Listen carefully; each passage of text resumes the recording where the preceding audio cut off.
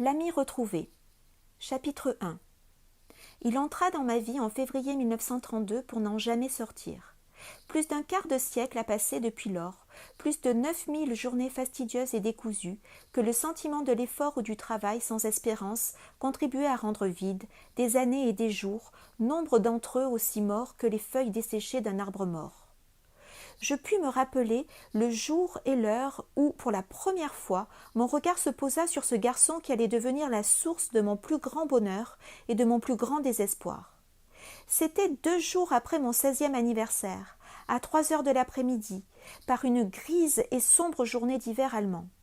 J'étais au Karl Alexander Gymnasium à Stuttgart, le lycée le plus renommé de Württemberg, fondé en 1521, l'année où Luther parut devant Charles Quint, empereur du Saint-Empire et roi d'Espagne.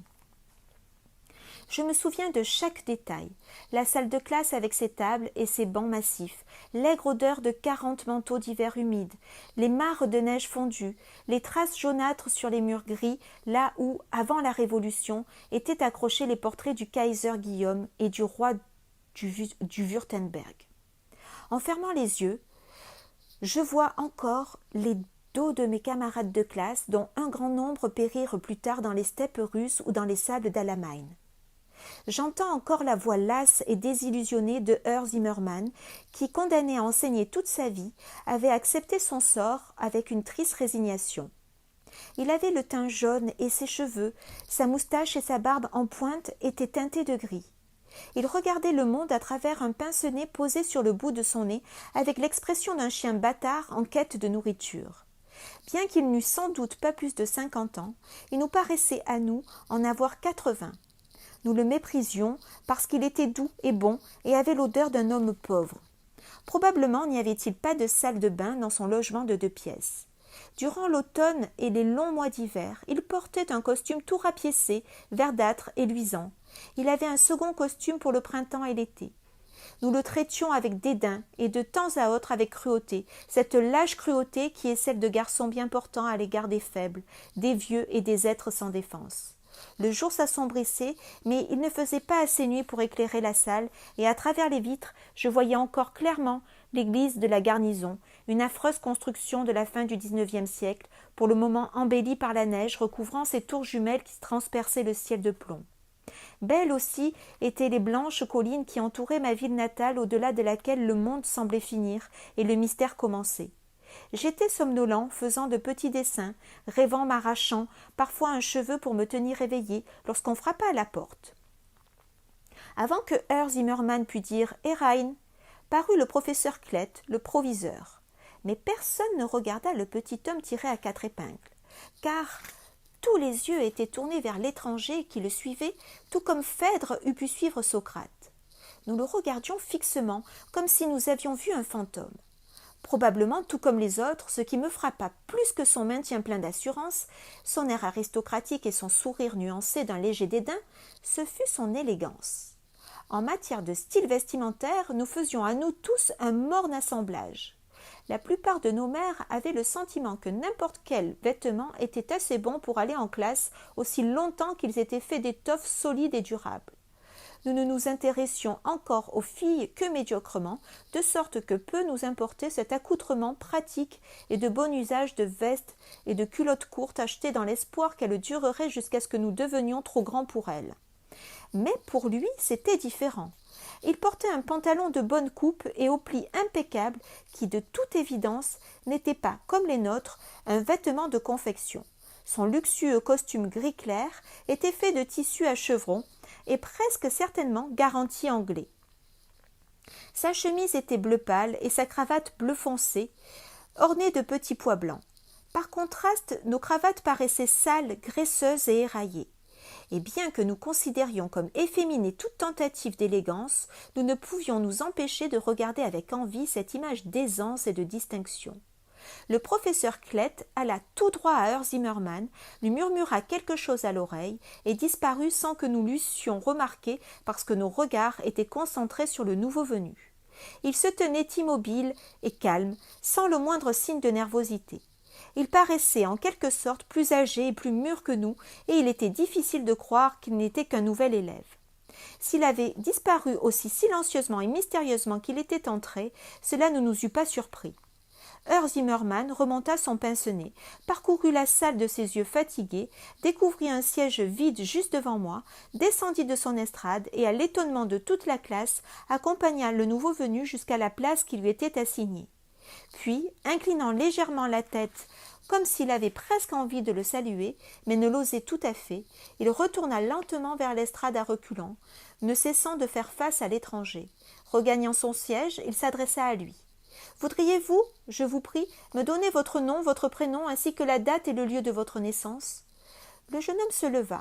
« Graf von Enfels, Konrad, annonça-t-il, né le 19 janvier 1916 à Burg-Hohenfels, Württemberg. » Puis il se rassit. Chapitre 2. Je regardais fixement cet étrange garçon qui avait exactement mon âge, comme s'il était venu d'un autre monde. Non parce qu'il était comte. Il y avait plusieurs von dans ma classe, mais il ne semblait pas différent de nous qui étions les fils de marchands, de banquiers, de pasteurs, de tailleurs ou d'employés des chemins de fer. Il y avait Freiherr von Gall, un pauvre garçon, fils d'un officier en retraite, dont les moyens ne lui permettaient de donner à ses enfants que de la margarine. Il y avait le baron von Waldeslust, dont le père avait un château près de Wimpfen an Neckar. Un ancêtre de celui-ci avait été anobli pour avoir rendu au duc Eberhard Ludwig des services d'une nature douteuse. Nous avions même un prince, Hubertus Schleim-Gleim-Liechtenstein, mais il était si stupide que même son ascendance princière ne pouvait le préserver d'être la risée de tous. Mais là, le cas était différent. Les Hohenfels faisaient partie de notre histoire. Il est vrai que leur château, situé entre Hohenstaufen, le Teck, et Hohenzollern, était en ruine et que ces tours détruites laissaient à nu le cône de la montagne, mais leur célébrité était encore vivace. Je connaissais leurs exploits aussi bien que ceux de Scipion l'Africain, d'Hannibal ou de César. Hildebrandt von Hohenfels était mort en 1190 en essayant de sauver Frédéric Ier de Hohenstaufen, le grand barberousse de la noyade dans le Cydnus en Asie mineure, rivière au courant rapide. Hanno Hohenfels était l'ami de Frédéric II, le plus magnifique des Hohenstaufen Stupor Mundi. Il l'avait aidé à écrire De arte venandi cum avibus et mourut à Salerne en 1247 dans les bras de l'empereur. Son corps repose encore à Catane dans un sarcophage de porphyre supporté par 4 lions. Frédéric von Hohenfels, inhumé à Kloster-Hirschow, fut tué à Pavie après avoir fait prisonnier le roi de France François Ier. Waldemar von Hohenfels tomba à Leipzig. 2 frères, Fritz et Ulrich, périrent à Champigny en 1871. D'abord le plus jeune, puis l'aîné en essayant de le mettre en lieu sûr. Un autre Frédéric von Hohenfels fut tué à Verdun. Et là, à quelques 50 centimètres de moi, était assis un membre de cette illustre famille de Souabe, partageant la même salle que moi, sous mes yeux observateurs et fascinés. Le moindre de ses mouvements m'intéressait. Sa façon d'ouvrir son cartable ciré, celle dont il disposait de ses mains blanches et d'une irréprochable propreté, si différente des miennes, courtes, maladroites et tachées d'encre, son stylo et ses crayons bien taillés, celle dont il ouvrait et fermait son cahier. Tout en lui éveillait ma curiosité, le soin avec lequel il choisissait son crayon, sa manière de s'asseoir, bien droit, comme si à tout moment il dût avoir à se lever pour donner un ordre à une armée invisible, et celle de passer sa main dans ses cheveux blonds. Je ne relâchais mon attention que lorsque, comme tous les autres, il commençait à s'ennuyer et s'agiter en attendant la cloche de la récréation entre les cours. J'observais son fier visage, aux traits joliment ciselés, et en vérité, nul adorateur n'eût pu contempler Hélène de Troie plus intensément ou être plus convaincu de sa propre infériorité. Qui donc étais-je pour oser lui parler? Dans quel ghetto d'Europe mes ancêtres avaient-ils croupi quand Frédéric von Hohenstaufen avait tendu à Hanno von Hohenfels sa main ornée de bagues? Que pouvais-je donc, moi, fils d'un médecin juif, petit-fils et arrière-petit-fils d'un rabbin et d'une lignée de petits commerçants et de marchands de bestiaux, offrir à ce garçon aux cheveux d'or, dont le seul nom m'emplissait d'un tel respect mêlé de crainte? Comment, dans toute sa gloire, serait-il capable de comprendre ma timidité, ma susceptible fierté, ma peur d'être blessé? Qu'avait-il, lui, Conrad von Hohenfels, de commun avec moi, Hans Schwartz, dépourvu d'assurance et de grâce mondaine? Chose étrange, je n'étais pas le seul à éprouver de la nervosité à lui parler.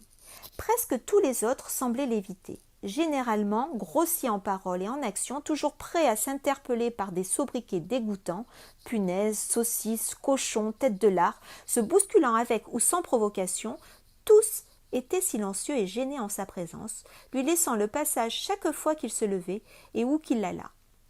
Ils semblaient eux aussi être sous un charme. Si l'un de nous avait osé paraître habillé comme Hohenfels, il se fût exposé à un ridicule sans merci. On eût dit que Herr Zimmermann lui-même craignait de le déranger. Autre chose encore, ses devoirs du soir étaient corrigés avec le plus grand soin.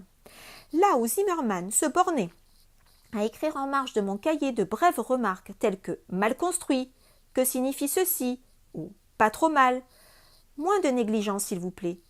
Son travail à lui était corrigé avec une profusion d'observations et d'explications qui devaient avoir coûté à notre professeur nombre de minutes de corvée supplémentaires.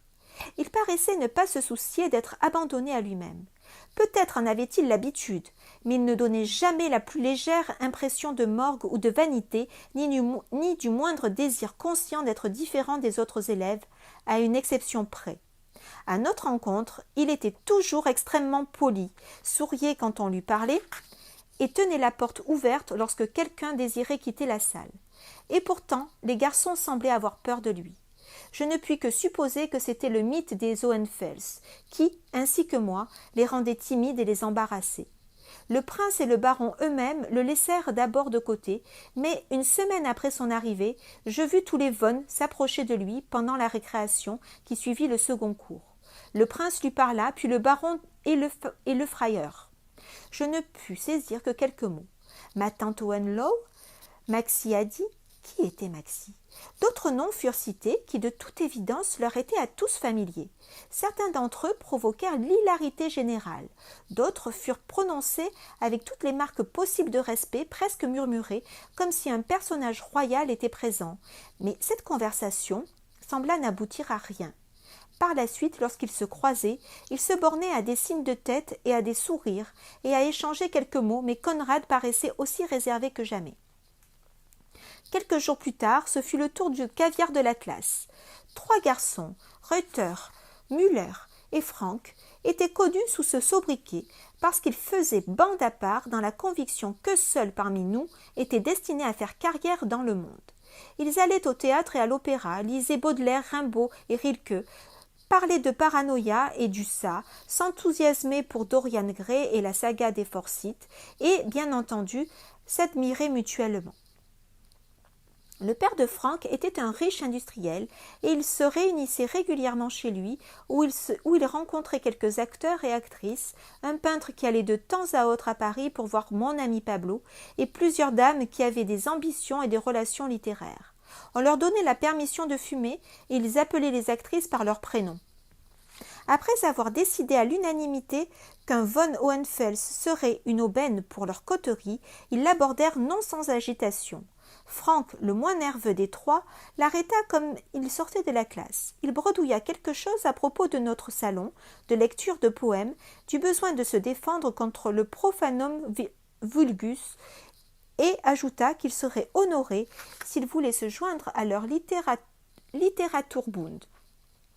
Hohenfels, qui n'avait jamais entendu parler du caviar, sourit poliment, dit qu'il était terriblement occupé pour le moment et laissa les 3 matois frustrés.